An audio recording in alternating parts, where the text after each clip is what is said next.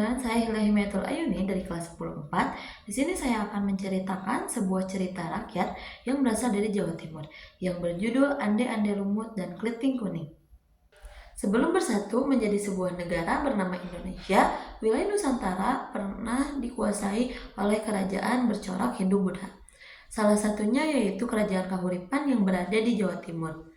Kerajaan ini dipimpin oleh seorang raja bernama Raja Airlangga. Pada tahun 1045, Raja Airlangga memutuskan untuk membagikan kekuasaannya menjadi dua bagian, yaitu Kerajaan Kediri dan Kerajaan Jenggala, karena untuk menghindari perselisihan antar calon pewaris tahta. Namun sebelum meninggal, Raja Airlangga sempat berpesan agar Kerajaan Kediri dan Kerajaan Jenggala tidak berperang pada kemudian hari.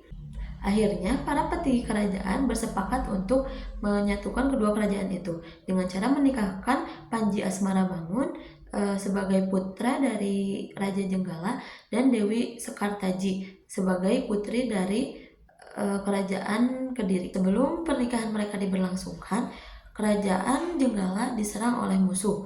Pertarungan sangat sengit. Karena Dewi Sekartaji ketakutan melihat pertempuran yang sengit itu, akhirnya Dewi Sekartaji pun melarikan diri ke sebuah desa terpencil yang jauh dari Kerajaan Jenggala.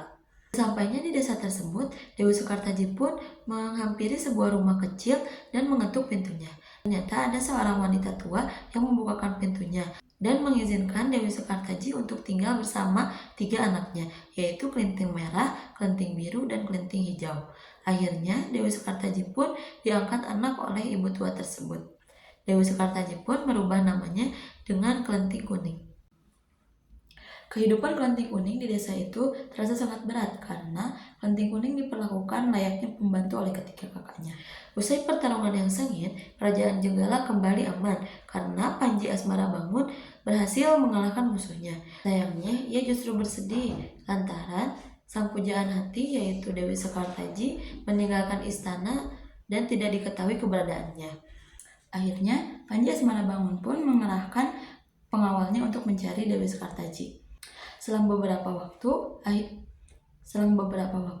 ada seorang pengawal yang memberitahu kepada Panji Asmarabangun bahwa ada seorang wanita yang memiliki paras yang hampir sama dengan Dewi Sekartaji. Panji Asmarabangun pun pergi ke sebuah desa bernama Desa Dadapan yang letaknya di seberang desa yang ditempati oleh Putri Kelenting Kuning. Panji Asmarabangun tinggal bersama nenek tua bernama Mbok Rondo dan menyamar sebagai Ande-Ande Lumut yang sedang mencari istri. Ia kemudian menjadi anak angkat dari Mbok Rondo. Berita tentang sayembara Ande-Ande Lumut sedang mencari istri langsung tersebar luas dan sampai kepada telinga ibu tiri dari Kelenting Kuning. Ibu angkat Kelenting Kuning pun menyuruh 4 anak-anaknya untuk menemui Ande-Ande Lumut, berharap agar salah satu putrinya menikah dengan Ande-Ande Lumut. Tetapi ketiga kakak Kelenting Kuning malah menyuruh Kelenting Kuning untuk mengerjakan pekerjaan rumah, yaitu mencuci pakaian. Saat sedang mencuci, Kelenting Kuning bertemu dengan seekor bangau yang membawa cambuk pada mulutnya dan bangau tersebut bisa bicara. Ia memberitahu bahwa jika ia menyusul kakaknya, ia akan bisa bertemu dengan Panji Asmarabangun. Dengan segera, Kelenting Kuning pun bergegas menuju ke Desa Dadapan. Sementara itu, ketiga kakaknya, Kelenting Kuning sudah sampai di tepi sungai, tetapi mereka kebingungan untuk melewati sungai tersebut karena tidak ada jembatan maupun perahu yang bisa mereka gunakan untuk sampai di seberang sungai. Tiba-tiba muncullah seekor kepiting raksasa yang bernama Yuyu Kangkang di hadapan mereka. Yuyu Kangkang menawarkan diri untuk membantu ketiga kakak Kelenting Kuning untuk mencapai seberang sungai. Tetapi ia menawarkan satu syarat, yaitu menciumnya terlebih dahulu. Ketiga kakaknya pun menyanggupi persyaratan tersebut. Akhirnya mereka tiba di seberang sungai dengan selamat. Tak berselang lama, Kelenting Kuning pun sampai di tepi sungai tersebut. Dan Yuyu Kangkang pun muncul kembali dan menawarkan tumpangan untuk menyeberangi sungai tersebut. Tetapi Putri Kelenting Kuning pun menolak persyaratan dari Yuyu Kangkang.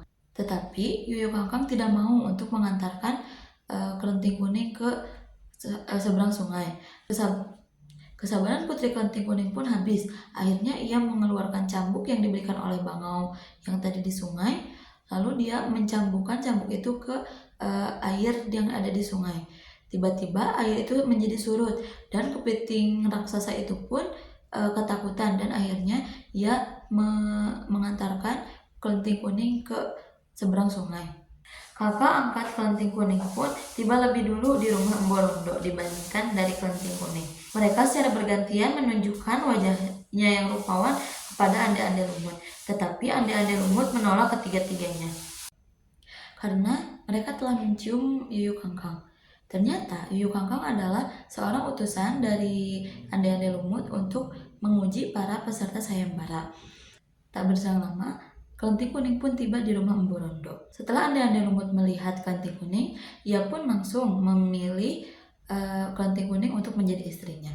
Tetapi Kelenting Kuning bingung mengapa Ande-Ande Lumut memilihnya. Padahal Kelenting Kuning datang ke desa Dadapan untuk mencari Panji Asmara Bangun. Setelah mengetahui cerita tersebut pun, Ande-Ande Lumut mengungkap identitas aslinya, yaitu Panji Asmara Bangun. Dewi Sukartaji sangat bahagia karena ia telah bertemu kembali dengan Panji Asmara Bangun. Akhirnya mereka memutuskan untuk kembali ke istana dan mengajak Embo Rondo untuk tinggal di istana. Panji Asmara Bangun dan Dewi Sukartaji pun melanjutkan hidupnya dengan bahagia. Banyak pesan moral yang terdapat pada cerita tersebut. Yang pertama yaitu cerita ini mengajarkan kita betapa pentingnya kesetiaan. Pesan moral yang kedua yaitu betapa pentingnya untuk kita menjaga kehormatan diri dan tidak bersikap tamak. Pesan moral yang terakhir yaitu kisah ini mengajarkan kita bahwa perbuatan baik selalu berbuah kebaikan. Pesan moral tersebut merupakan akhir dari video ini. Terima kasih yang telah mendengarkan. Wassalamualaikum warahmatullahi wabarakatuh.